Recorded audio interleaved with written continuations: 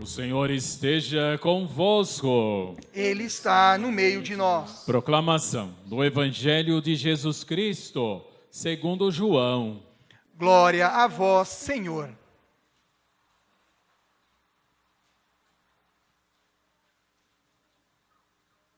Naquele tempo, disse Jesus a seus discípulos: Tenho ainda muitas coisas a dizer-vos, mas não sois capazes de as compreender agora. Quando, porém, vier o Espírito da verdade, ele vos conduzirá à plena verdade. Pois ele não falará por si mesmo, mas dirá tudo o que tiver ouvido, e até coisas futuras vos anunciará. Ele me glorificará, porque receberá do que é meu e vô-lo anunciará. Tudo o que o Pai possui é meu. Por isso, disse que o que ele receberá e vos anunciará é meu. Palavra da salvação. Glória a vós, Senhor. Nós sentamos um pouquinho, meus caros irmãos e irmãs. Celebramos nesse final de semana a solenidade da Santíssima Trindade. Ela faz parte do nosso chamado calendário móvel em função do dia da Páscoa. Celebramos a Páscoa durante 50 dias, o tempo pascal. Concluímos na semana passada, celebrando Pentecostes. Hoje, primeiro domingo, já no tempo comum, depois do Pentecostes, nós celebramos a solenidade da Santíssima Trindade. E completamos, dentro desse calendário, na próxima quinta-feira, celebrando Corpus Christi, fazendo nossa exaltação, nossa reverência a Jesus, que se faz presente em nós, nas nossas vidas, através do seu corpo e sangue, através da Eucaristia. Hoje, a solenidade da Santíssima Trindade nos convida, entre tantas possibilidades, a refletirmos a nossa caminhada enquanto comunidade. Olhar essa dimensão do Pai, do Filho e do Espírito Santo e olharmos numa dimensão de uma comunidade de amor. E seria esta comunidade de amor um espelho, uma proposta, para que nós pudéssemos enxergar a nossa própria caminhada de comunidade, igreja, batizados que somos na mesma fé. A mesma fé que professamos, nos tornamos igreja. E numa dimensão, numa proposta de termos uma dimensão de vida de comunidade. Olhar para a Santíssima Trindade com esse olhar. Um espelho, na verdade, uma motivação para enxergar na comunidade de amor Pai, Filho e Espírito Santo. O desejo que essa dimensão do amor também se faça presente em nossas vidas. Existem muitos desafios, com toda certeza. Às vezes a gente participa da missa, não conhece nem a pessoa que está sentada no mesmo banco. Você sabia que ele chamava Julio, que é colombiano? Não, está vendo? Ele é da Quaritinga, está chegando agora, falou para mim ontem. E assim, de uma certa maneira, se nós estendemos essa proporção, a gente percebe a dificuldade de sermos comunidade, dimensão de amor. E vivemos nessa perspectiva de dimensão de amor, o ideal da vida ou da caminhada do cristão. Outro aspecto muito relevante com relação à Santíssima Trindade é que ela nos marca como uma carteira de identidade do cristão. Nós, na verdade, adoramos um Deus que é único, mas que se revela três faces, três pessoas, no Pai, no Filho e no Espírito Santo.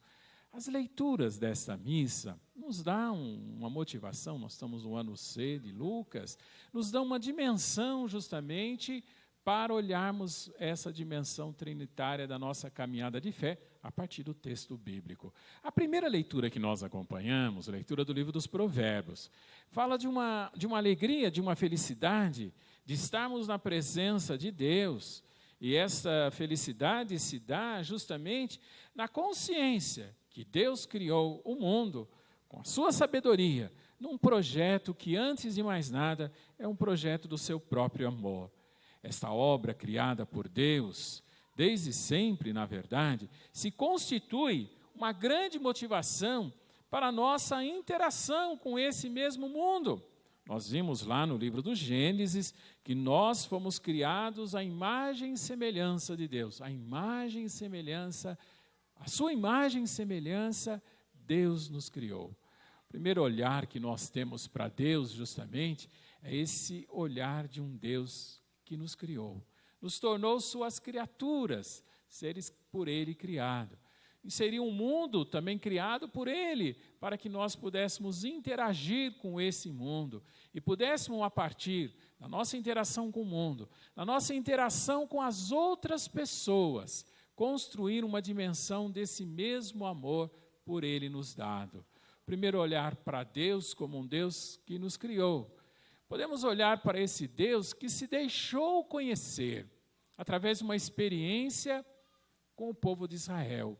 Como nós dizemos, Ele se revelou.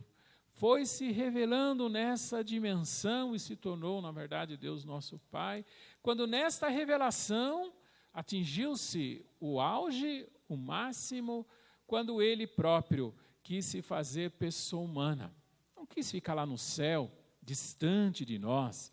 Muito pelo contrário, quis viver ao nosso lado, assumir a nossa humanidade. Para realizar esse projeto de amor, como disse, o próprio Deus se faz pessoa humana.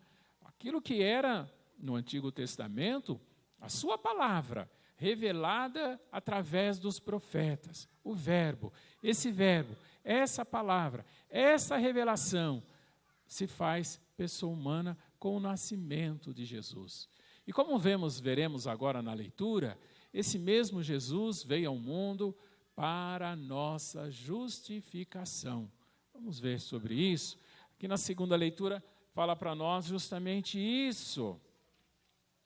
Irmãos, justificados pela fé, estamos em paz com Deus, pela mediação do nosso Senhor, Jesus Cristo. Por Ele, tivemos acesso, pela fé, a esta graça, na qual estamos firmes e nos gloriamos, na esperança da glória de Deus. Em Cristo Jesus somos justificados pela fé. O que é isso? Paulo gosta de usar essa expressão várias vezes. Ele fala dessa justificação. Na verdade, é muito simples.